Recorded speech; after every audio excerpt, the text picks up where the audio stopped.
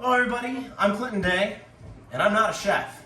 And today I'm making one of my favorite of all time recipes, biscuits and gravy. It's a dish that to me brings a lot of nostalgia, some good memories, some bad. My grandma, I remember just the sense, in her kitchen. She'd make biscuits, she would use ham, it was a sweeter gravy.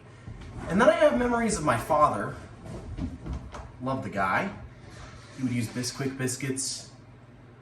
One time he put Montreal steak seasoning in his gravy, garlic powder. And that was the day I said, Dad, I got this. Let me do it. It actually ended up in a biscuits and gravy contest, and I won. And the look on my father's face when I supplanted him as the Saturday morning chef haunts me to this day.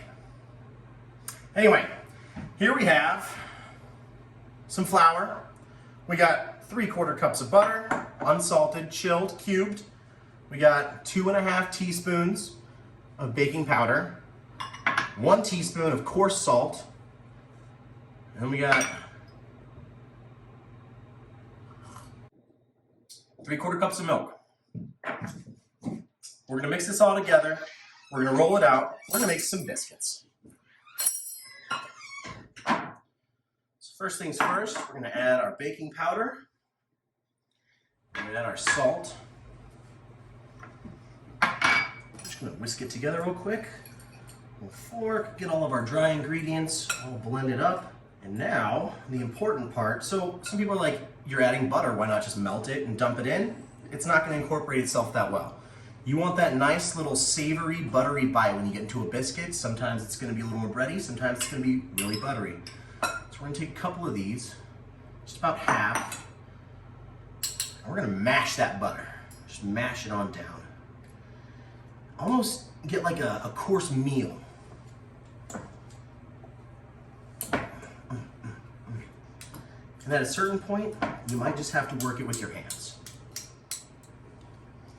Just kind of work it through, break down these little bits. And you see it'll almost look like a pie crust. Only pie crust has a lot more butter.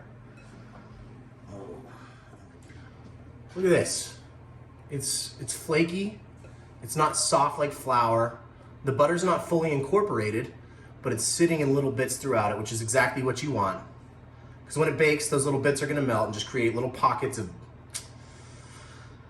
buttery goodness. You wanna add your milk slowly.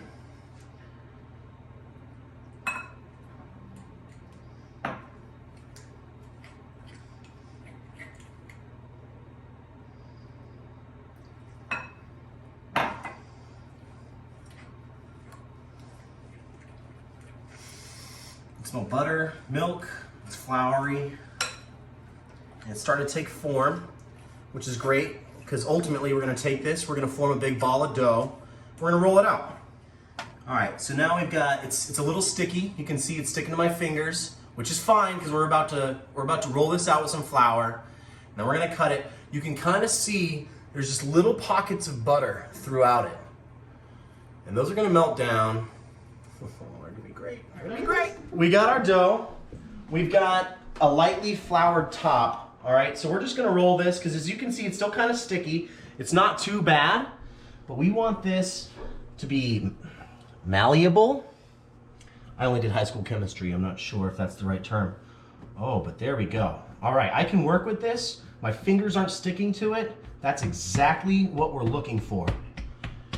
A little flour on top. Just some of this right here. You can still see those chunks of butter just sitting out. You want to roll this out just enough, because the biscuits will rise a little bit, but you don't want it to be too thin. That's actually a little too thin right there. A little less than an inch. And then we're going to cut our biscuits out of this. And you can use anything really. You can use a cup, a measuring cup, a drinking cup, not a sports cup, but most cups will do for cutting your biscuits out.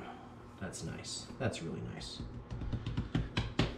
Over here we have a baking pan. It's lined with butter. We don't want this to stick. We don't want it to burn.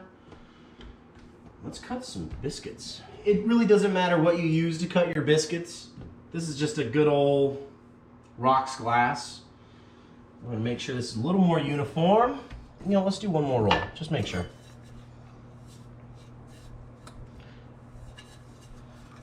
because you want the biscuits to all bake out evenly. So if some of them are thinner, some of them are thicker, you might have some crunchy biscuits or some doughy biscuits. Keep this uniform. We'll get as many biscuits out of it as we can.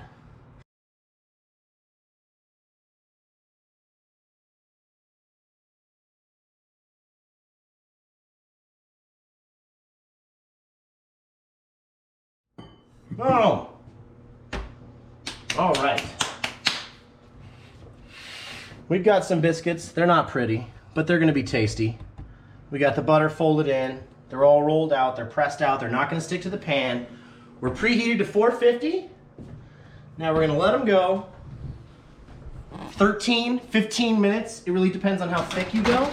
We're gonna keep an eye on these. We're gonna set a timer, and we're gonna start our gravy. All right. It's been actually about 14, 15 minutes. Let's, all right, we got the odd duckling. It ain't ugly, but these got some nice color on them. Oh, Chris, oh, they're pillowy. Smell buttery. These are gonna be the difference maker between your run-of-the-mill Pillsbury biscuits and, you know, really good homemade biscuits and gravy, but those are perfect. Here comes the gravy. And you wanna make sure that your pan, is nice and hot, because you wanna brown your sausage. I like just a little bit of texture. Obviously, you're looking to get all the fat out of it, because that's how you're gonna make your roux. But I like just a little bit of browning on my sausage. It helps stand up when it starts to stew inside of all the cream. We're gonna let this brown. We're gonna hit it with a little pinch of salt, a little bit of fresh cracked pepper. At this stage is when you add your sage. Now sage, it's earthy, it's minty, it's quite fragrant. And this is gonna add a lot. So we're gonna just sprinkle a little bit of fresh chopped sage right into it. We've got the oil breaking down, so this isn't gonna burn too much. Pairing with it. So this is about 3 sage leaves minced up. Oh my goodness. And so we're starting to get some oil that's coming off. And even though this isn't cooked all the way, that's fine, because we have a good amount of browning. We got a good amount of fat in there. We're gonna add our flour, and we're gonna start to make a roux. So you want about a toddler's fist full of flour. So this isn't quite where I want it. You can see I've added 1 toddler's fist full of flour, but you kind of want to see it caking to your sausage. Because once you add your milk, there's really not a whole lot of going back. So now that we've got the flour incorporated with the sausage and the oil, we're ready to add our milk, which we want to add gradually, because again, it's hard to add more flour. We're going to kind of flood the bottom, let it thicken, see the sausage start to go. And this is the perfect time right here, right at the start of the roux. More pepper. And I'm telling you, there is not a thing as too much black pepper in traditional biscuits and gravy. Oh, mama.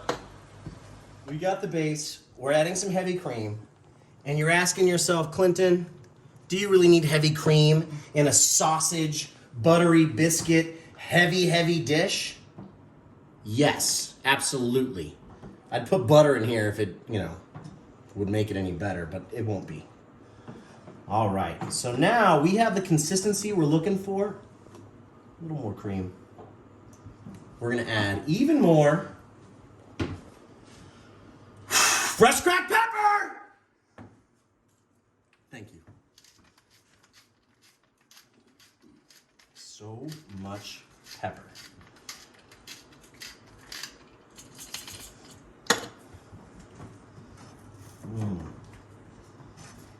Look at that. The sage is coming off. The sausage smells great. It's creamy. Everything that wasn't fully cooked from the browning is now stewing in this nice cream. The gravy is fully thickened. Oh, that's the perfect consistency. We're turning it all the way off.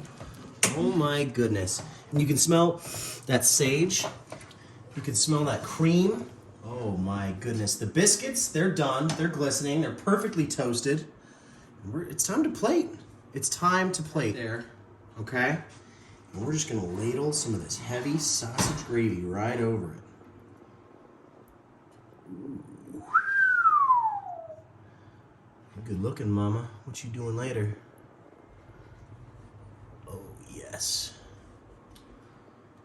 And again, I said I'm not a chef, but I do like plating. So let's introduce a little color here. A little paprika.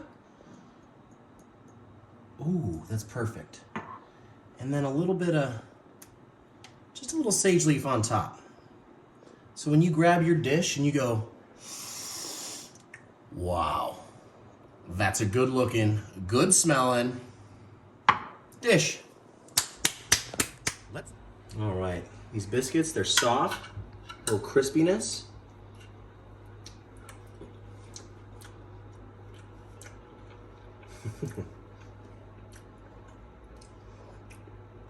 The biscuit is so buttery, and then you put that heavy cream gravy right on top of it. It's so rich. But the hot sausage, the pepper, the paprika, wow. That was good, and it took like 30 minutes. I'm proud of this dish, and I'm not even a chef. Thanks for watching, guys. I'm Clinton.